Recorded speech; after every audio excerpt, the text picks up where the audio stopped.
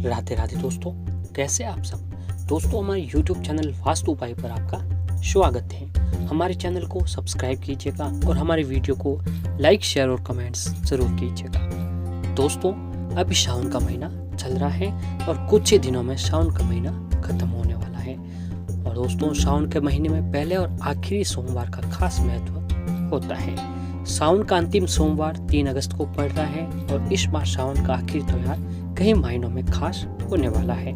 इस दिन रक्षाबंधन का भी त्योहार भी एक साथ में आ रहा है और इसके अलावा इस दिन कई शुभ संयोग भी बन रहे हैं। तो आइए जानते हैं कि इस बार सावन का अंतिम सोमवार इतना महत्वपूर्ण क्यों है।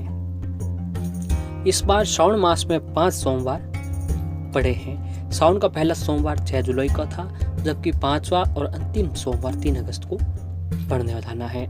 सावन के अंतिम सोमवार के दिन विशेष पूजा अर्चना की जाती है और मान्यता है कि इस दिन भगवान शिव और माता पार्वती पृथ्वी पर भ्रमण करती हैं और देखती हैं कि कौन से भक्त इस दिन उनकी पूजा आराधना और उनका ध्यान कर रहे हैं, जिससे कि वे अपने भक्तों पर खुश होकर उनको भक्तों का आशीर्वाद प्रदान करते हैं। सावन के 5 सोमवार को भगवान शिव के 5 मुख का प्रतीक माना जाता है। सावन का अंतिम सोमवार के दिन भगवान शिव के पंचमुख के अवतार की कथा पढ़ने और सुनने का महत्व बहुत होता है। मान्यता है कि पंचमुख अवतार की कथा सुनने से भक्तों की समस्त मनोकामनाएं पूरी होती हैं। और ऐसे ही 3 अगस्त को सोमवार के दिन पूर्णिमा की तिथि भी आने वाली है। जी हाँ दोस्तों, 3 अगस्त को सोमवार के दिन एक तो सावन का आखिरी सोमवार है, रक्षाबंधन का भी त्योहार है और इस दिन पूर्णिमा की तिथि भी आ रही है। इसलिए ये दिन और भी ज्यादा शुभ और फल मनोकामना पूरी करने वाला दिन बन गया है। इस दिन चंद्रमा मकर राशि में रहेंगे। इस दिन प्रीति योग भी बन रहा है जो सुबह 6:40 तक का रहेगा। इसके बाद आयुष्मान योग शुरू हो जाएगा। सावन का अंतिम सोमवार पूर्णिमा का दिन है। चंद्रमा को पूर्णिमा का देवता माना जाता है। सोमवार के दिन भगवान शिव को समर्पित है और ये सोमवार के दिन भगवान भोलेनाथ को बहुत ही प्रिय दिन होता है। इसलिए ये पूर्णिमा और सोमवार का अद्भुत संयोग है। इस सौम्य तिथि माना जाता है। इस दिन चंद्रदेव की पूजा करने से हर क्षेत्र में विजय प्राप्त होती है। 3 अगस्त को सोमवार को पूर्णिमा के दिन ही रक्षाबंधन का त्योहार भी है और सावन के आखिरी सोमवार के साथ रक्षाबंधन त्योहार आने दुर्लभ संयोग भी बन रहा है। इस दिन व्रत रखने और रक्षा बंधन बनाने का कहीं लाभ गुना फल हमें मिलता है। सावन के अंतिम सोमवार के दिन पितृतर्पण और ऋषि पूजन भी किया जाता है। ऐसा करने से पितरों का आशीर्वाद मिलता है और जीवन के हर संकट समाप्त होने लगते हैं।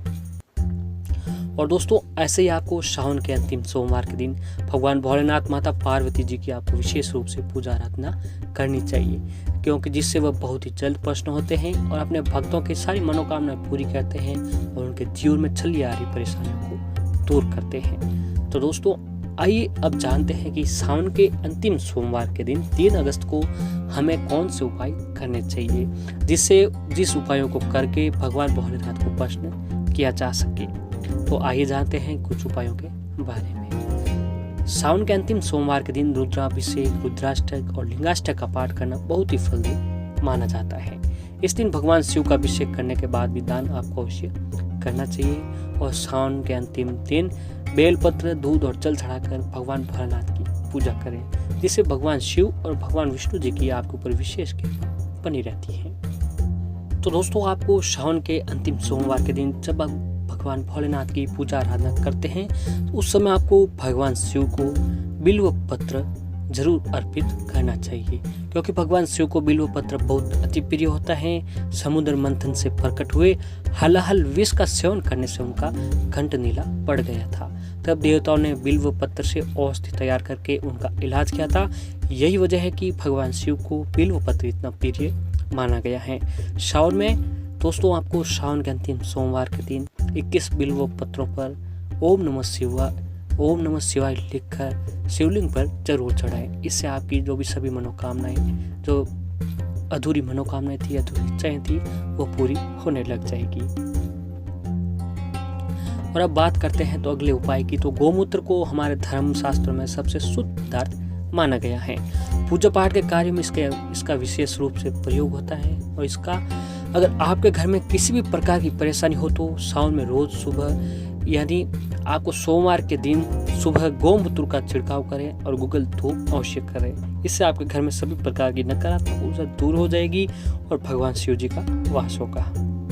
और अगला उपाय कुछ इस प्रकार है दोस्तों कि सावन के अंतिम सोमवार के दिन आपको सुबह जल्दी उठकर स्नान आदि से निपट कर समीप आपके घर के समीप स्थित आपके घर में जो नजदीक हो वहाँ किसी शिव मंदिर में अवश्य जाएं और भगवान शिव का जल से अभिषेक करें, उन्हें काले तिल अर्पण करें। इसके बाद मंदिर में कुछ देर बैठकर मन ही मन ओम नमः शिवाय का मंत्र का जाप करें। इससे मन को शांति मिलेगी और नए कार्य संपन्न करने की ऊर्जा आपको प्राप्त होगी। और अगला उपाय दोस्तों कुछ इस प्रकार है कि सावन के अंतिम सोमवार के दिन आपको रात को 11 बजे से 12 बजे के बीच, जी हाँ दोस्तों, आपको रात को 11 बजे से 12 बजे के बीच शिवलिंग के समक्ष, भगवान महादेव जी के शिवलिंग के समक्ष आपको दीपक जलाकर ओम नमः शिवाय का मंत्र का विधिवत आपको जप करना है। इसके साथ ही शिवलिंग पर जल, दूध तथा चावल भी अर्पित करें। और कहा जाता है कि सावन में ये उपाय करने से जातक की धन संबंधी सभी परेशानियां थी वो दूरी होती हैं। और ऐसे ही अगला उपाय कुछ इस प्रकार है, अगर आपके घर में आर्थिक समस्याओं से आप जूझ रहे हैं, व्यापार में बढ़ोतरी नहीं हो रही है, तो आपको व्यवसाय से जुड़ी परेशानियों को दूर करने के लिए आपको सावन के अंतिम सोमवार के दिन किसी भी नदी या फिर किसी तालाब के किनारे मछलियों को आटे से बनी गोलियां अवश्य खिलाएं। कहा जाता है इस उपाय को करने से घर में देवी लक्ष्मी जी का स्थायी वास रहने लगता है। और इस दिन सावन के अंतिम सोमवार के दिन जितना हो सके उतनी बार शिव चालीसा का पाठ करें। मान्यता है कि इससे समस्त बाधाएं दूर होती है। तो वहीं ज्योतिष बताते हैं कि सावन में चीनी से शिवलिंग का अभिषेक करने से जातक के जीवन में सुख और वैभव की प्राप्ति होती है। तो ऐसे ही आपको सावन के अंतिम सोमवार के दिन शिवलिंग पर आपको चीनी से शिवलिंग पर अवश्य अभिषेक करना चाहिए, जिससे कि आपको सुख और वैभव की आपको प्राप्ति होने लगे। और सावन के अंतिम सोमवार के दिन आपको 11 बिल्व पत्रों पर चंदन से ओम नमः शिवाय लिखकर शिवलिंग पर इन्हें अर्पित किया जाए तो आपके तमाम तरह की आर्थिक संकटों से राहत आपको मिलने लग जाती है। और अगला उपाय कुछ इस प्रकार है, बैल यानी नंदी भगवान शिव का वाहन है और हर मंदिर में शिव के साथ नंदी बाबा की मूर्ति जरूर होती है। आप सबने ये देखा ही होगा कि जहाँ पर भगवान भोलेनाथ का मंदिर है वहाँ पर नंदी बाबा की मूर्ति अवश्य होती है। मान्यता है कि नंदी बाबा के कान में अपनी बात कह देने पर वह भोलेनाथ तक अर्जी जरूर पहुँचा सकते हैं। तो आपको दोस्तों ये सावन का अंतिम सोमवार है, इस सोमवार के अंतिम सोमवार के दिन आपको आपके नज़दीक भगवान भोलेनाथ का कहीं पर भी मंदिर हो वहाँ पर आपको जाना है। वहाँ जाकर भगवान भोलेनाथ का जलाभिषेक करके, उनका अभिषेक करके, बिल्व पत्रों उनको अर्पित करके, पूजा आराधना करके उनकी, और फिर दोस्तों आपको नंदी बाबा की भी आरती जरूर करनी है। और दोस्तों नंदी बाबा की आरती करने के बाद आपके जो भी मनोकामना है या जो भी परेशानी है उस परेशानी को नंदी बाबा के कान में आपको बता देनी है। यानी आपको जो भी आपकी इच्छा है वो नंदी बाबा के कान में अपनी बात कह देने पर वह भोलेनाथ तक अर्जी जरूर पहुंचा सकते हैं। अगर आप कोई भी परेशानी या मनोकामना है वो नंदी बाबा के कान में बोलेंगे तो वह अपने आप भगवान भोलेनाथ तक पहुंच जाएगी।